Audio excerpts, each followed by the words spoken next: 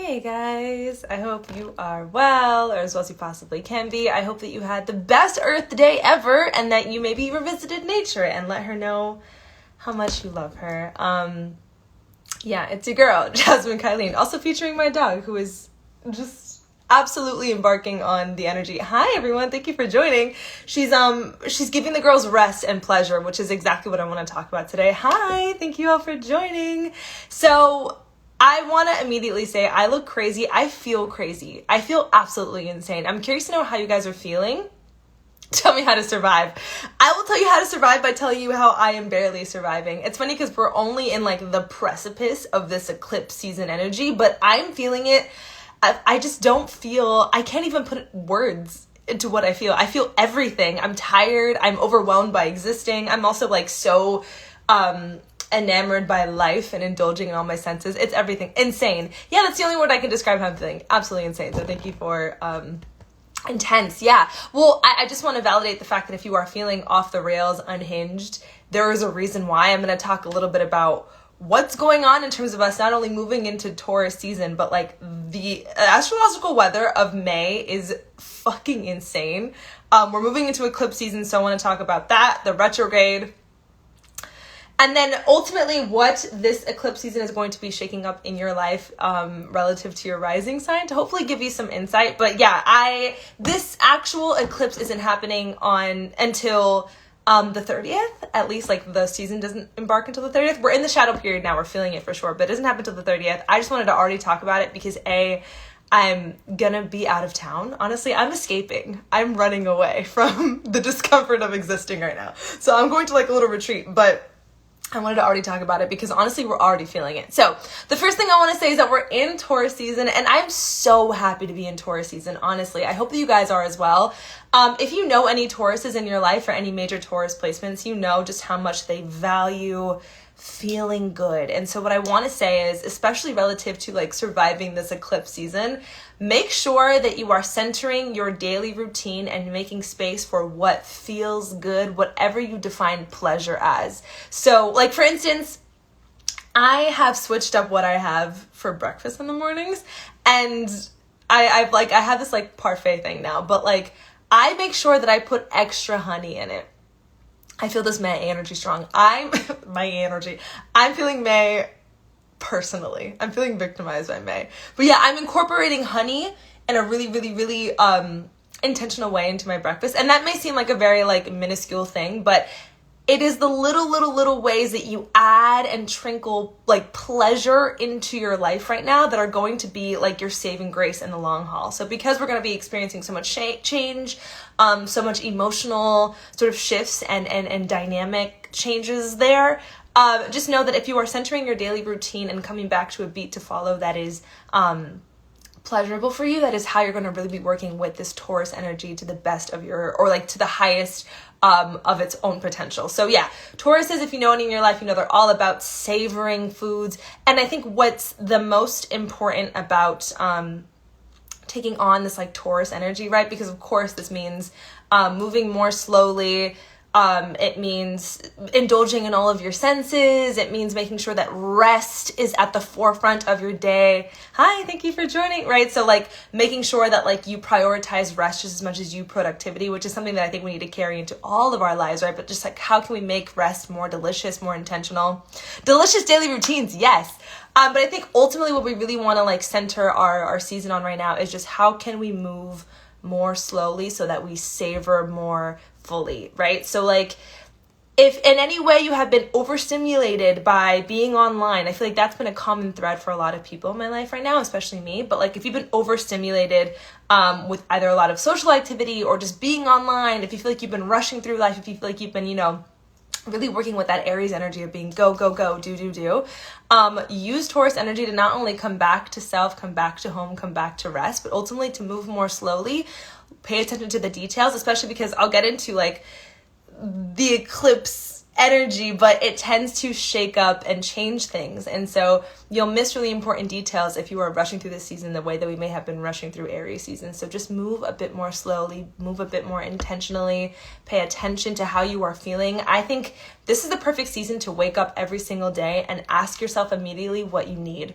Before you get online, before you are influenced by anything else, just have an intimate dialogue with your body of like, hey, do we need to visit nature today? Do we need more sweets today? Do we need more savory today? Do we need more rest today? Do we need to snooze a little bit? Do we need to actually move our body a little bit? Do we want to incorporate weight training? Do we want to move, slowly with yoga? Really just having an intimate dialogue, not only with like what you are feeling, but what your feelings need.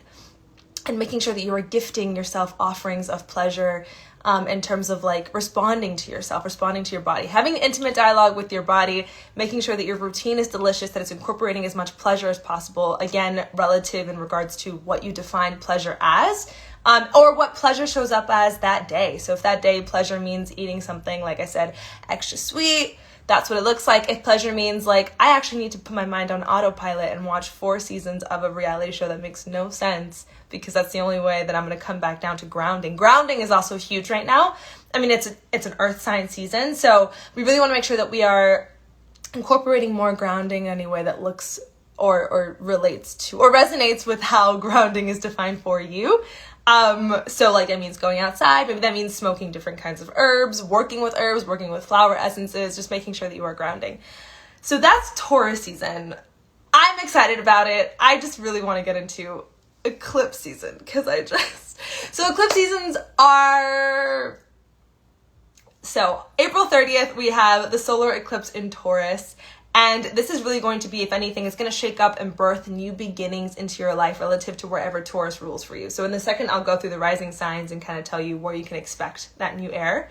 And then the lunar eclipse is going to be where we are releasing old chapters, right? Where things are going to kind of be taken away. And I think I'll go over that when we get closer to the lunar eclipse, because that is on the 16th of May, I believe. Yes, the 16th of May. But in short, if you have a typical routine with different, I don't even know how to start talking about it. No, I'm like literally, I'm so flustered because I'm so overwhelmed by it because I feel it already. I think I feel it because if you have, I want to say if you have any major Taurus or Scorpio placements, babe, you're feeling this. You're feeling this at full max capacity. But also if you have any major fixed placements, you are really feeling this max capacity. So Aquarius, Leo, Taurus, Scorpio.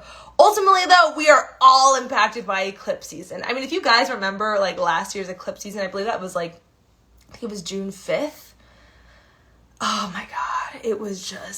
It rocked me so personally. So just know that, like, we're all going to be impacted by this. If you have a regular routine when it comes to full or new moon transits, right? So, like, you put your crystals out or you manifest, you write down what you're releasing. Like, whatever you usually do not do that shit. Scorpio stellium with the Taurus South Node. Oh, you're going to be feeling this. And I am not someone who likes to, I do not fear monger. There's nothing to fear here. Eclipses happen for us. They take what does not resonate with who we have evolved into being. They make it very, very loud and clear. They bring, right, because essentially the sun and the moon are no longer illuminated, right? They lose their power. So everything that is in the darkness kind of comes to the surface. So it's important to note that, like, what happens and what changes, or just the overwhelm of feeling that you may get right now, is all, it's information. So respond to it. But if there's anything an eclipse season teaches us, it's to relinquish control. So whatever typical, like, rituals that you do, or however you usually work with lunar transits, don't do anything. Honestly, your only homework right now is to just give yourself as much rest, as much pleasure as possible. Hydrate. We always get dehydrated during eclipse season, so hydrate yourself. Yeah, it could show up for you however it decides to show up. We'll definitely go through the transits, but, like, I think what's so important to note is that it's going to happen whether you like it or not, and eclipses do enough work on their own. So you don't need to do anything. It would actually be to your benefit if you did nothing. Manifesting is not recommended right now. Setting intentions or visualizing right now is not really recommended. Right now is a beautiful time to kind of just witness what is happening and respond to that. So if certain relationships start to not feel right, or if, certain relationships start to feel really right, or just wherever angst or frustration or static energy is showing up, really witness that and respond to it. But ultimately, yeah, eclipses are very, very, very difficult to predict because of how unpredictable they are in nature.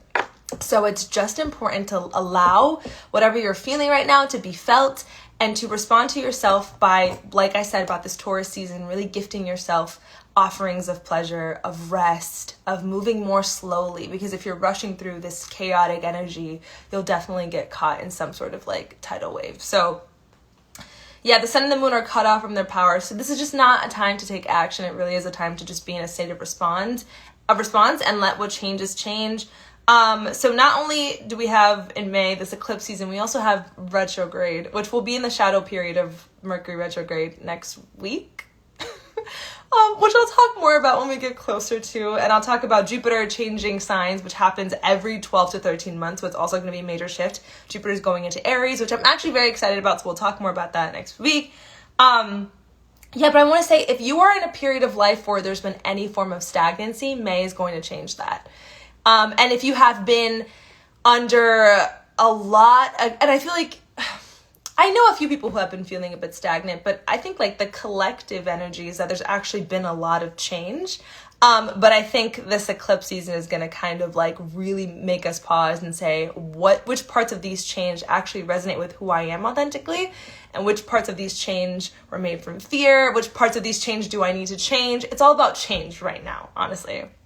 Thank you for joining, my love. So yes, if things have been stagnant for you, this is the part of the year where things really pick up. So just witness how things move. So with that being said, I'm going to go through where this solar eclipse in Taurus, which is happening on the 30th of April, where it's going to sort of breathe some new beginnings in your life relative to your rising sign. And once again, I want to say these beginnings are going to happen. It's going to happen. Allow and trust that the universe always knows what's best. And whatever feels uncomfortable right now is meant to feel uncomfortable for your own good. So you don't have to do anything. And really reflect on what you're feeling right now, what your attention is being brought to right now, and sort of respond and witness that. So I have my little moonology journal. Just give me a second.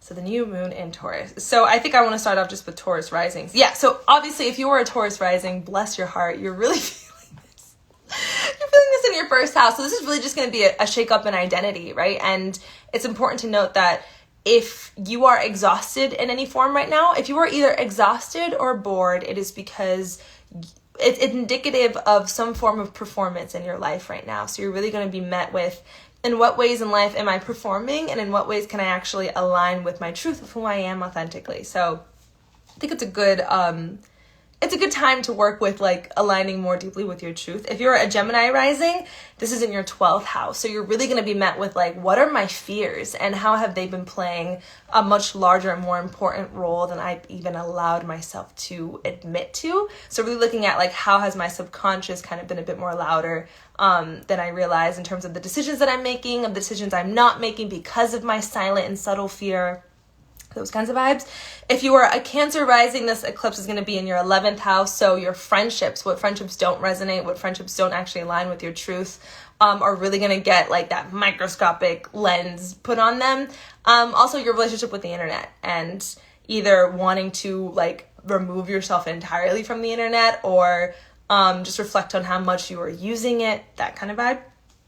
If you're a Leo rising, bless your heart, it is in your 10th house. So like I said, the major, if you have any major fixed placements in your rising signs, you're going to be feeling this because it'll be hitting your corner houses. But yes, 10th house is career, it's platform. So you're really going to be met with like, if there's anything that doesn't align with your truth in regards to your career, that's going to be pretty loud right now.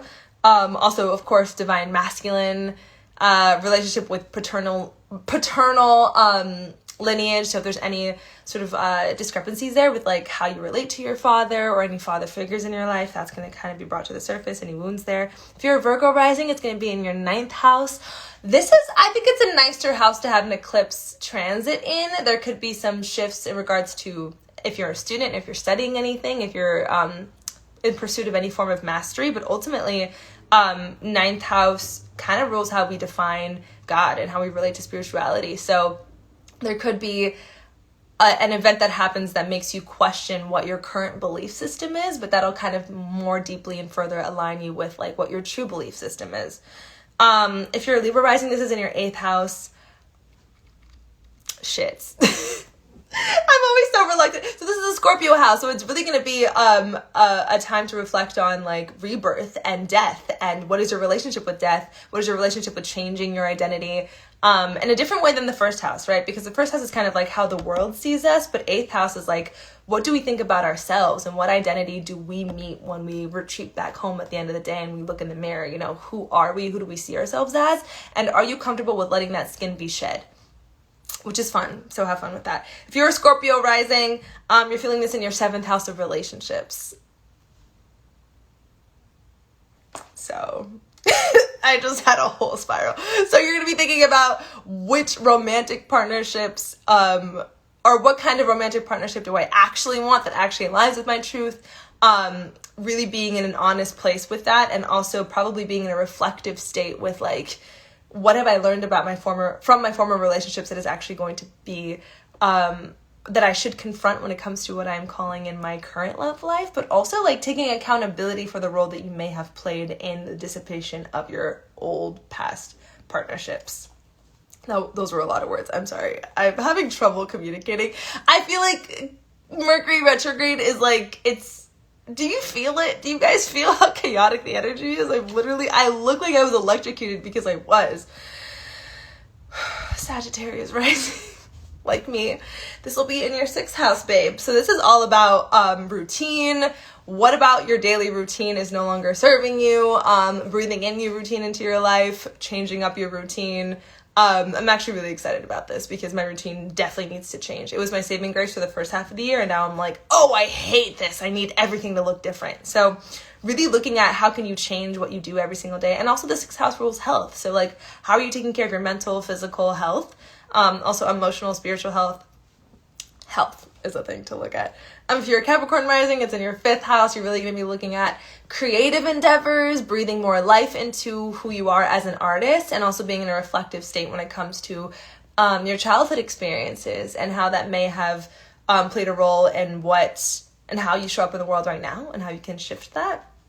So that'll be fun. Aquarius rising is in your 4th house of home, of mother. It's a major cornerstone as well. So you really want to, look at like, is my physical environment reflective of my truth? Do I feel safe here? Moving would be not something to do right now. I would wait until the eclipse and Mercury retrograde season ends, but something to think about, something to plant some sort of like seed in your mind about. Like, well, where could I be that could further or more deeply align with my truth?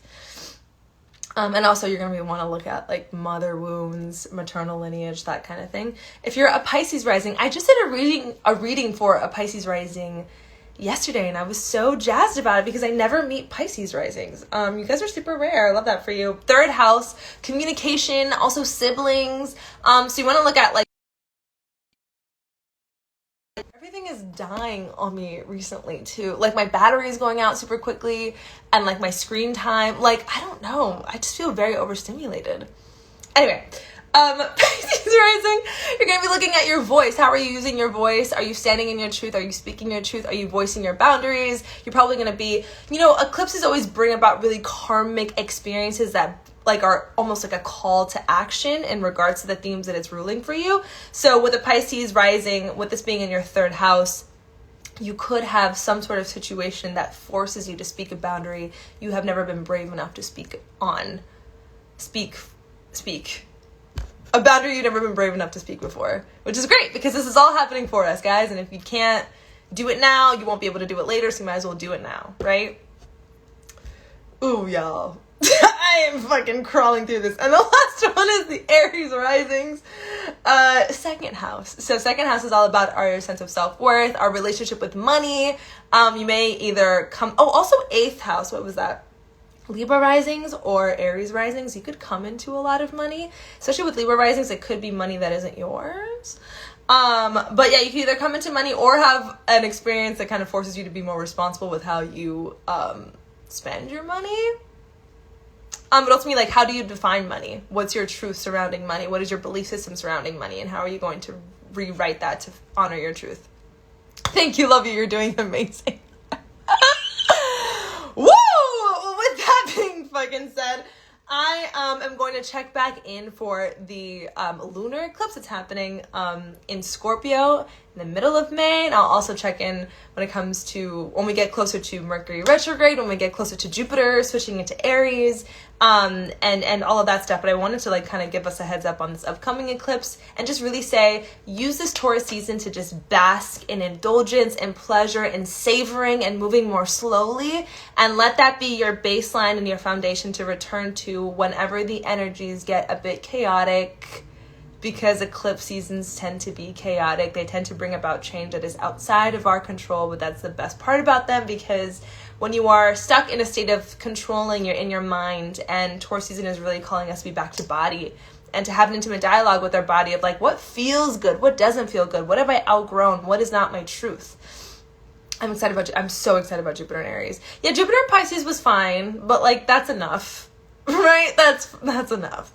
So with that being said, I'm sending you guys all my love. Please rest. Please eat something delicious. Please take as many naps as you possibly can. Ground, revisit nature as often and as consistently as you possibly can. And just know that I am with you on everything that you have such a way with words. That's very sweet of you, because I feel like I didn't say one coherent sentence today. I can't stress enough how much I feel insane. So if anything, this was just validation that if you feel crazy, same. And with that being said, I'm sending you all my love and have an amazing weekend.